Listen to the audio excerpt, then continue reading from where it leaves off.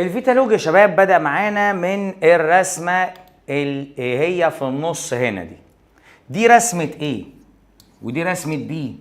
الاتنين دول يعبروا عن التعقيم الجراحي، بس طبعا واحدة ربط أو قطع الأوعية الناقلة في الذكر والتانية ربط أو قطع قنوات فالوج، وطبعا زي ما اتفقنا بلا رجعة، ولو كان في أي ميل إلى الخلفة بعد كده هيبقى بطريقة صناعية وهي أطفال الأنابيب. طيب التوأمين دول يفرقوا إيه عن التوأم اللي جنبه؟ ده اسمه توأم متآخي. طب عرفت منين يا دكتور؟ كم مشيمة عندك؟ مشيمتين. تعال نشوفهم كده. أدي المشيمة الأولى أهي وأدي المشيمة التانية أهي. طيب بالنسبة دي مشيمة واحدة هنا ودي مشيمة واحدة هنا. اللي يفرق هنا إن العيلين دول في كيس واحد لكن العيلين دول في كيسين. يبقى ده توأم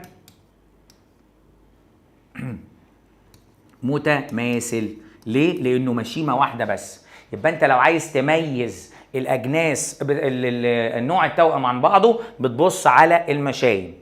إيه اللي حاصل هنا؟ عملية ولادة.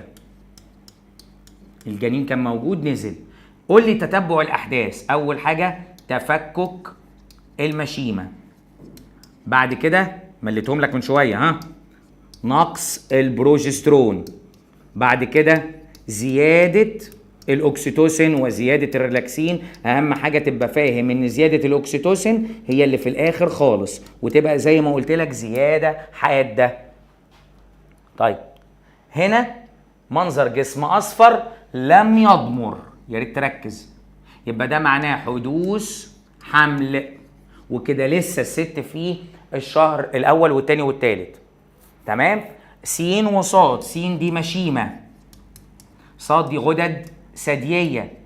يا ريت تاخد بالك ان المشيمة تعتبر غدة لا قنوية لانها بتطلع هرمون البروجسترون وهرمون الريلاكسين والاستروجين كمان. تمام؟ دي ودي رسمة ايه؟ اولا دي رسمة توأم متماثل احادي اللقاحة لان الاثنين دول شبه بعض وجنس واحد. دي غير متماثل لان ده جنس وده جنس. يبقى ده جاي من حيوان منوي اكس وحيوان منوي واي خاصة ببويضتين. فصل الحيوانات المنوية الواي عن اكس تم ازاي؟ بالمجال الكهربي المحدود او بالطرد المركزي. يوريد تاخد بالك كان الكلام ده بيتم في بنوك الامشاج. تمام؟ دي عملية ايه؟ دي عملية اطفال الانابيب.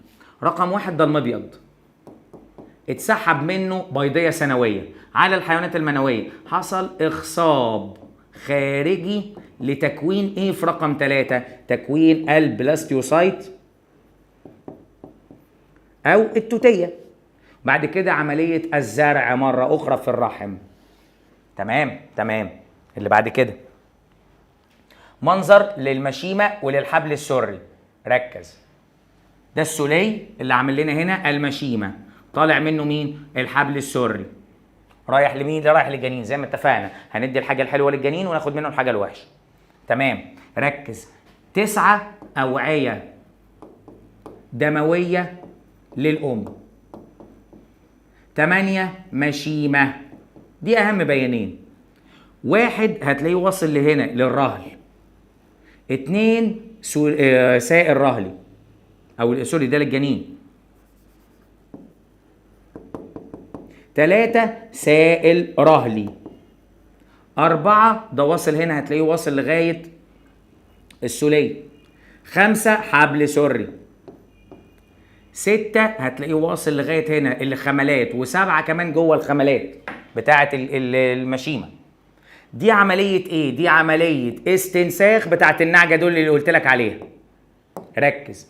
جبنا بويضة، شلنا النواة، بعد كده خدنا نواة من خلية تانية، حطينا النواة هنا. ركز. النواة اهي بقت معانا مزروعة، تنمو إلى توتية، زرعناها في رحم الأم، طلعت جنين ينتمي في صفاته إلى النواة المزروعة اللي أنا جايبها أصلا منه. اللي بعد كده إيه الفرق ما بين الرسمة دي والرسمة دي؟ دي توأم أحادي لاقحة متماثل، لكن دي توأم ثنائي لاقحة متآخي. حلو. هنا في كام مشيمة؟ ركز. هنا مشيمة واحدة يبقى ده توأم متماثل، وفي تاكيد لانه توأم متماثل. شايف الرسمه اللي جنبيها هنا حيوان منوي واحد مخصب بيضيه ثانويه واحده. الرسمه اللي جنبيها دي رسمه ايه؟ دي قطع الاوعيه الناقله، التعقيم الجراحي. دي رسمه الحقن بتاع الحيوان المنوي داخل البويضه. دي بتحصل برضو. تمام. في رسمه بعد كده هي رسمه التفلج، تعال نبص عليها. رسمه التفلج مرسومه رسمتين، رسمه واضحه ورسمه مش واضحه. ادي الخلايا البيضاء الثانويه طالعه هنا، حصلت هنا عمليه الاخصاب، التفلج اهو، فلجتين، 4 فلجات، بعد كده خلايا، بعد كده شايف المركب واي ده هو ده البلاستيوسايت. بيحصل له ايه هنا بقى المركب واي؟ انغماس. واتفقنا اتفاق مين اللي يمنع عمليه الانغماس؟ هو اللولب. ركز، دخول الحيوانات المنويه، راجع معايا لغايه هنا. مين هنا؟ البيضيه الثانويه، هتلتقطها وبعد كده يرجع هنا. الحته اللي معامل عليها بدايره لونها احمر دي دلوقتي، الابيض دي، هي عمليه الانغماس برضو، بس دي رسمه كتاب التفوق ودي رسمه كتاب الدليل. كمل. العيلين اللي هنا ليهم كام مشيمه؟ مشيمه واحده، يبقى ده متماثل. عينك تلقط المشيمه على طول اول ما تشوف الرسمه. شفنا دي المره اللي فاتت وشفنا دي المره اللي فاتت. تمام. تعال نشوف دي. ربط او قطع قنوات فالوب، ده التعقيم الجراحي. واتفقنا اتفاق، واحده عايزه تخلف بعد التعقيم الجراحي يبقى اطفال انابيب. دي صوره النعجه دولي اللي مذكوره عندك في كتاب المدرسه الجديد، اللي هتعمل لها عمليه الاستنساخ. وشفنا عمليه زراعه الانويه والاستنساخ دي بتتم ازاي. بيبقى الصفات منتميه الى صاحب النواه، لكن الميتوكوندريا منتميه الى صاحب البويضه والامداد الدموي اللي اتزرع في رحمه في الاخر. انتهى التكاثر زي ما اتفقنا مع بعض ان احنا هنخلصه خالص في محاضرة النهاردة، بحيث نبقى مستعدين للواجب بتاعه والدخول على فصل جديد وهو فصل المناعة.